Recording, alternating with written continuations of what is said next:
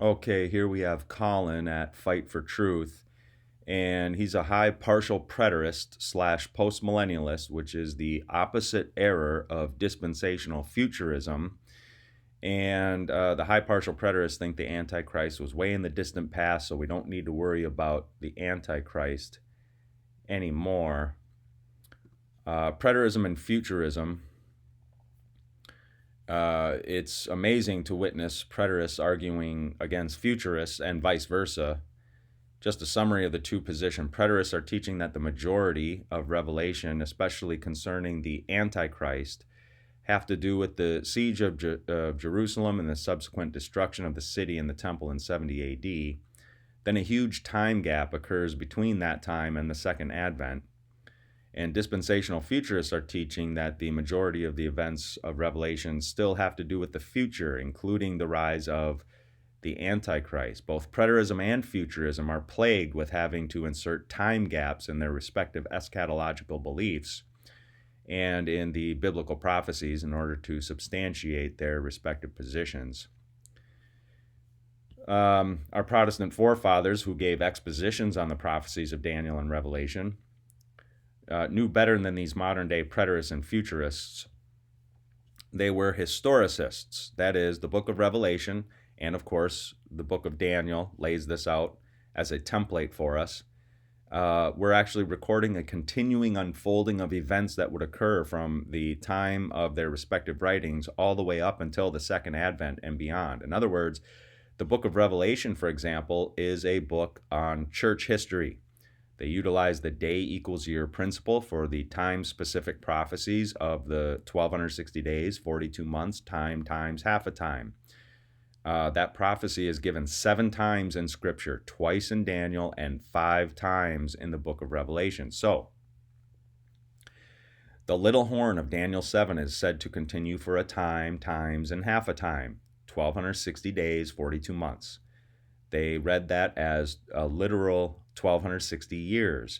The 2 witnesses prophesying, Revelation 11, the woman in the wilderness, Revelation 12, and the sea beast, Revelation 13, 1 through 10. These were all talking about the same time period of 1260 literal years. For example, Dr. John Gill emphasized the day equals year principle. Let's do this. The day equals year principle, very important. Gill was an historicist, so was Jonathan Edwards. Commenting on Revelation chapter 11, verse 2, John Gill writes, "This date, the 42 months, cannot be understood strictly and literally. It's too short a time. It's too short. This must be understood prophetically of so many months of years. Reckoning a day for a year after the prophetic style makes 1260 literal years." In fact, it's the Jesuits of old who, if they knew this conflict between preterists and futurists was going on in otherwise Bible-believing churches, would be absolutely thrilled.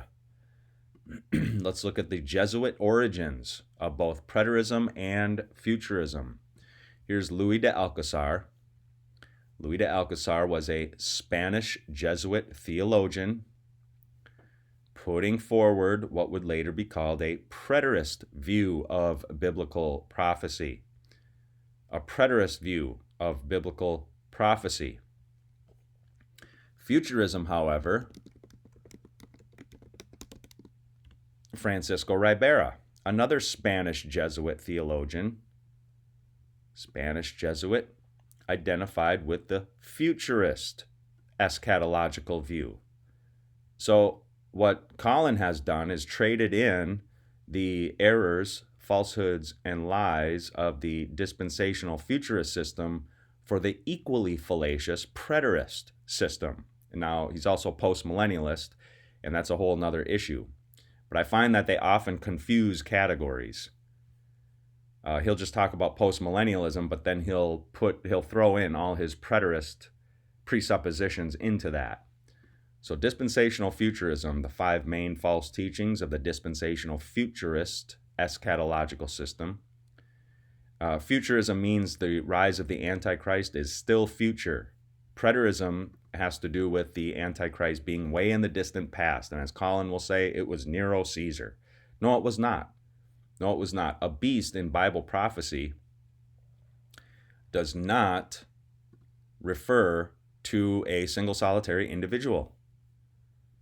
A beast in Bible prophecy is an empire, just as it was in Daniel chapter 7. The 4 successive empires, the Babylonian, the Medo-Persian, the Grecian, and the Roman, Daniel 7. What rough beasts and the Antichrist. The 4 beasts that rise up out of the sea, these were all empires. Again, Revelation 13, 1 through 10 talks about a sea beast. The Babylonian Empire, followed by the Medo-Persian, followed by the Grecian, followed by the Roman Empire. And out of the Roman Empire, this 4th beast, also known as the 2 legs of iron of Daniel chapter 2, see how these are commensurate with one another, the belly and thighs of bronze, chest and arms of silver, and Daniel chapter 2, the head of gold. So we need to read the 4 beasts of Daniel 7 are parallel to the metal man of Daniel chapter 2. Notice the Roman Empire goes all the way up until the 5th century AD. Not 70 AD, the 5th century AD, before 10 horns spring up. These are the 10 lesser tribal vassal nations that made up the Roman Empire after its fall in the 5th century. Notice, these are all beasts because they are empires. An empire is a suzerain kingdom that has lesser vassal kingdoms under its authority. So that's why these are empires. So a beast is an empire in Bible prophecy. Here you have a sea beast in Revelation 13, blasphemous names, 40 and 2 months. That's 1,260 literal years of the reign of Antichrist, allowed to make war on the saints and to conquer them. Daniel 7 says he shall make war against the saints and prevail against them. And then you have an earth beast right here. So 2 different beasts, a sea beast and an earth beast. These are empires, not individual human beings. The earth beast will also be called the false prophet. But let's go back to Colin here, because he's going to bring up the mark of the beast in Revelation 13 and talking about the earth beast, but he's going to do it wrong. The Bible actually says about the beast and his mark. Revelation 13, 16 through 17, quote, "Also it causes all, both small and great, both rich and poor, both free and slave, to be marked on the right hand or on the forehead, so that no one can buy or sell unless he has the mark, that is, the name of the beast or the number of its name." Now, John Rich was essentially describing... See, here's this. He's doing it wrong. He's doing it wrong because you don't just look at verses 16 and 17.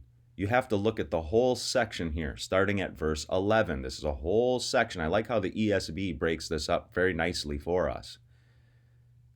You can't just look at verses 15 and 16, or 16 and 17, rather. You have to look at the whole thing. Another beast that rises up out of the earth, having 2 horns like a lamb, spoke like a dragon. What is this beast that rises up out of the earth? Well, this is the United States. This is the United States of America. The sea beast is papal Rome. Papal Rome that rose to power only after the restrainer, 2 Thessalonians chapter 2, the Roman Empire, was taken out of the way in 476 AD. After that time, then the little horn could rise to power. The dragon gave his power and his throne and great authority to the Antichrist, the sea beast, papal Rome. Okay? A mouth uttering haughty and blasphemous words. That again takes us back to the little horn of Daniel chapter 7. Makes war on the saints and conquers them. Again, Daniel chapter 7, the little horn does the same thing. This is the same entity as the little horn of Daniel chapter 7. Okay, and then the earth beast rises up once the Bishop of Rome was taken into captivity in 1798 with the power of the sword, that is military power, of the French Republic under Napoleon. Okay, only at that time would this earth beast begin rising to power, having 2 horns like a lamb. It started out lamb-like, the United States, with Christian or Christ-like principles. Right? This is the only place in Revelation where lamb does not refer to Jesus Christ. It refers to this earth beast, but it uses lamb to get us to think that it has Christ-like qualities. It begins with Christ-like qualities. I would suggest that this has to do with our Bill of Rights, for example.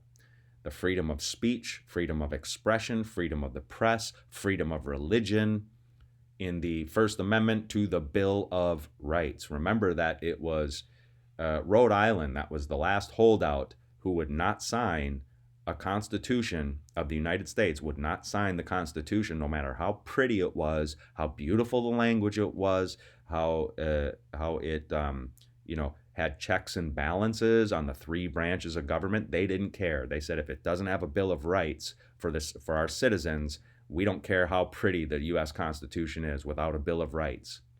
Okay? That was the lamb-like quality of the United States, the earth beast. But it would eventually speak like a dragon, like Satan. And it would make the earth and its inhabitants worship the first beast whose mortal wound was healed. Okay? This beast, make an image for the beast that's wounded by the sword and yet lived. Okay? It causes all to be marked on the right hand or forehead, so no one can buy or sell lest he has the mark of the beast. This is still future from our time. This has not happened yet. Okay, this has not happened yet. The United States has not enforced the mark of the beast. But if you're a preterist, you're like, no, that's way in the distant past. Nero, Caesar, we don't have to worry about any of that stuff. Again, utterly fallacious.